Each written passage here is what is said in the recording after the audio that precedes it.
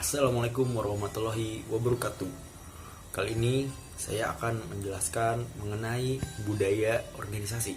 Sebagai pengantar, Stoner berkata bahwa budaya mempengaruhi pelaksanaan organisasi dan tercermin dalam kehidupan organisasi. Misalnya di negara Jepang, karyawan memandang pekerjaan sebagai suatu sebagian dari hidup mereka dan mereka harus bertanggung jawab terhadap pekerjaan yang mereka pilih. Kemudian di Perancis memandang hubungan antar individu sebagai hubungan yang formal aja dan struktur organisasinya di sana cenderung kaku. Oke, slide selanjutnya adalah budaya organisasi atau BO. Open BO bukan itu.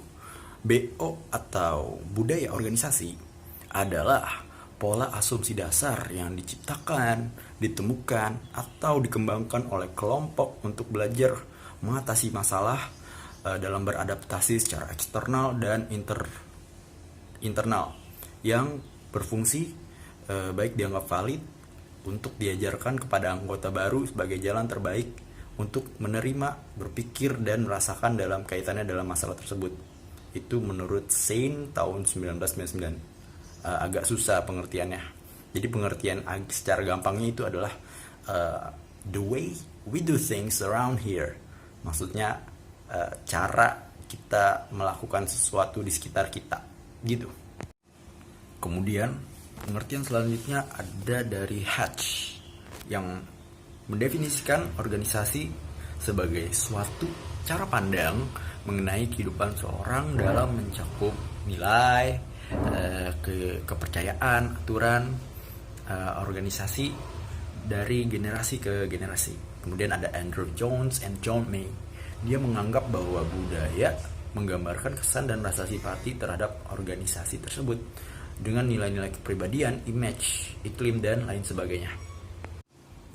Egan, budaya organisasi meliputi kepercayaan, ideologi, asumsi, dan nilai dominan. Pertama ada kepercayaan yang mencangkup nilai pekerjaan, karakteristik konsumer, lingkungan organisasi, atau beberapa faktor organisasi yang penting. Bentuknya bisa tertulis atau keyakinan yang dihubungkan dan diperkuat melalui relasi. Selanjutnya ada ideologi. Ideologi merupakan suatu sistem kepercayaan yang sistematis, yang mana sifatnya memaksa atau harus menjelaskan realitas sosial. Oke, selanjutnya budaya organisasi yang juga bisa bermakna seperti ini. Dia bisa bermakna bersama dalam organisasi yang nentuin kader mana yang tinggi. Kemudian bagaimana cara karyawan bertindak atau cara kita melakukan sesuatunya di sini. Sistem pola nilai, simbol, ritual, mitos, praktek-praktek. Kemudian implikasinya ada 3. Budaya adalah persepsi, aspek budaya bersama, budaya adalah istilah deskriptif. Elemen budaya dibagi 2 secara garis besar. Ada shared meaning and shared symbol. Shared meaning atau maksudnya arti atau makna yang dipahami dan dimiliki secara bersama atau merata.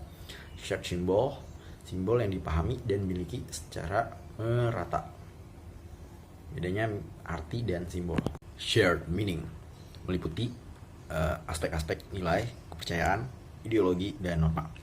Secara terfokus, sistem shared meaning ini bisa terjadi karena adanya nilai-nilai dominan dalam organisasi. Nilai secara sederhana merupakan apa yang dihargai atau dihormati.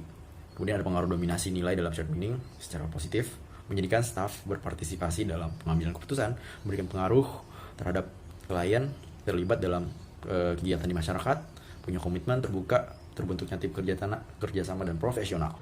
Selanjutnya adalah shared symbol. Shared symbol biasanya meliputi myth, sejarah, upacara ritual, bahasa, dan juga artefak.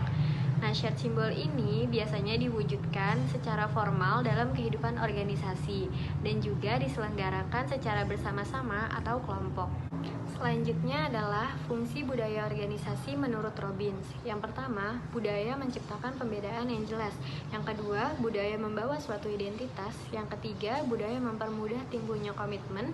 Yang keempat, budaya sebagai perekat sosial. Dan yang terakhir, mekanisme pembuat makna. Robbins juga mengemukakan 7 ciri budaya organisasi. Yang pertama yaitu inovasi dan pengambilan risiko. Yang kedua, perhatian terhadap detail. Yang ketiga, orientasi hasil. Yang keempat, orientasi orang. Yang kelima, orientasi tim. Yang keenam, keagresifan. Dan yang ketujuh adalah kemantapan.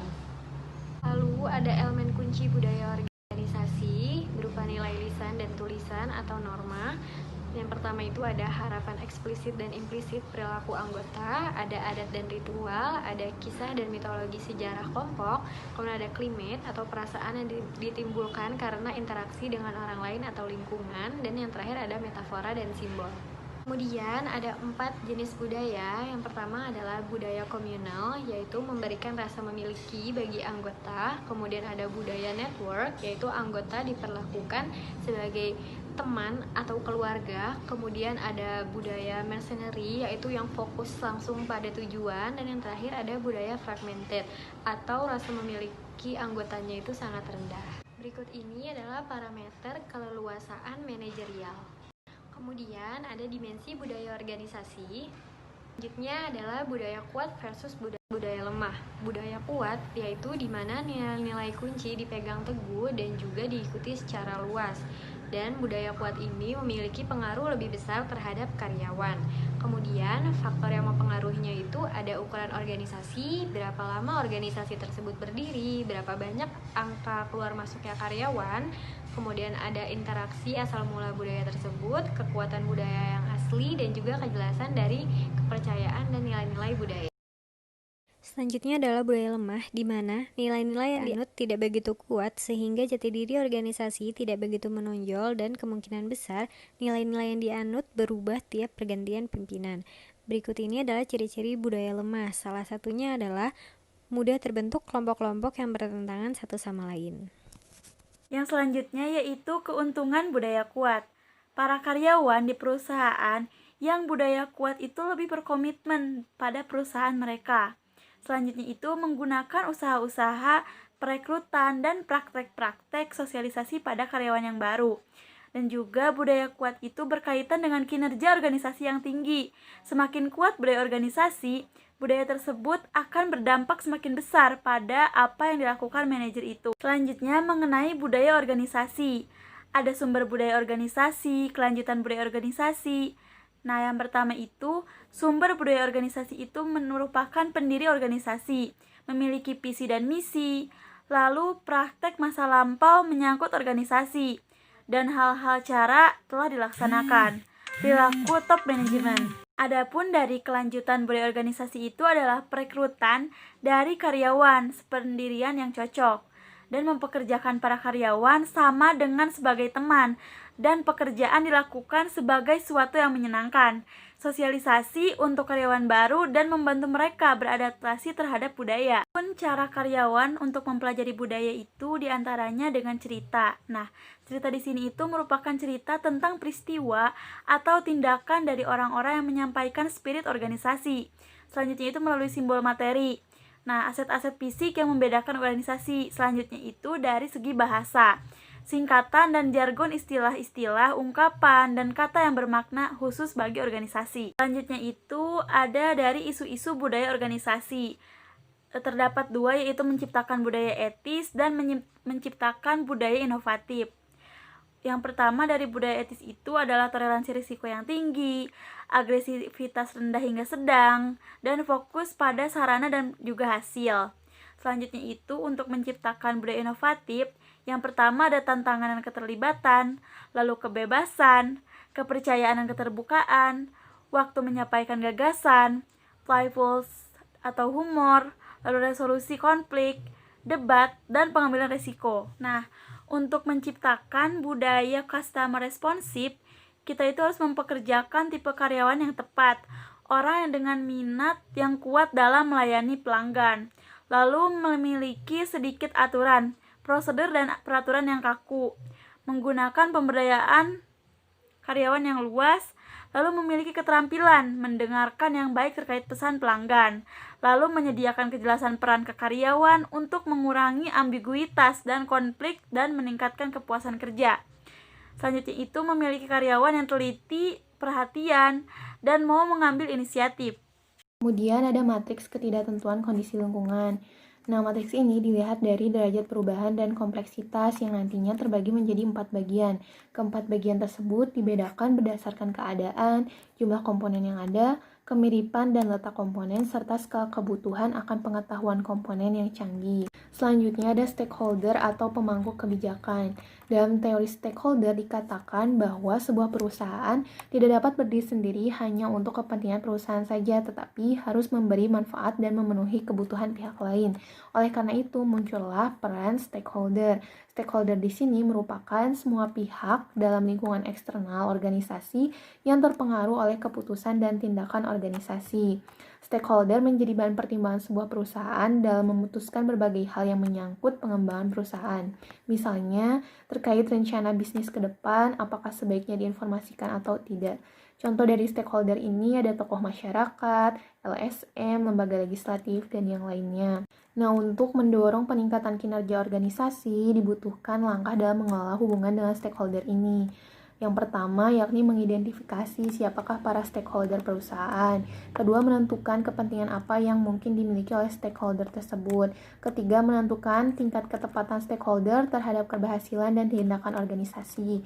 Keempat, menentukan pendekatan khusus apa yang harus digunakan dalam mengelola hubungan dengan stakeholder eksternal. Selanjutnya ada budaya sebagai fondasi manajemen pengetahuan. Budaya corporate adalah komponen kunci untuk menjamin pengetahuan dan informasi kritikal mengalir dalam organisasi. Budaya berbagi pengetahuan ini dibangun atas kepercayaan yang nantinya disebarkan melalui sistem komunikasi. Nah, mengapa budaya pengetahuan ini harus disebarkan? Karena pengetahuan ini adalah sebuah kekuatan, maka berbagi pengetahuan akan meningkatkan kekuatan pula atau more powerful. Lingkungan budaya berbagi pengetahuan ini memiliki karakteristik yang pertama, adanya struktur reward atau penghargaan, kedua, adanya keterbukaan dan transparansi, ketiga, adanya pendukung dan sharing, dalam hal ini adalah komunikasi dan koordinasi antar kelompok, keempat, adanya trust atau kepercayaan, dan yang kelima adalah adanya dukungan dari manajemen puncak. Selanjutnya ada transformasi budaya. Nah, yang dikatakan dengan transformasi budaya ini merupakan sebuah proses perubahan budaya organisasi yang mendasar untuk menuju pada tingkat organisasi yang berbeda.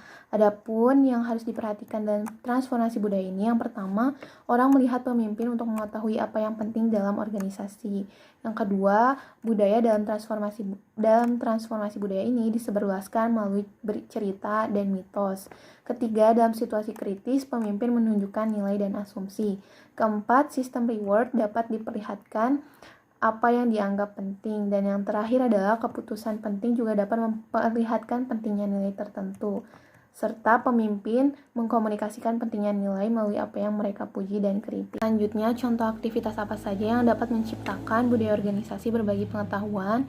Yang pertama ada jurnalis pengetahuan memulai interview orang-orang kunci untuk sebuah dokumentasi, kemudian ada mendesain ulang ruang kerja yang memungkinkan tempat berkumpul, kemudian ada mengubah kriteria evaluasi kinerja yang mengacu pada kompetensi berbagai pengetahuan, dan yang lain sebagainya.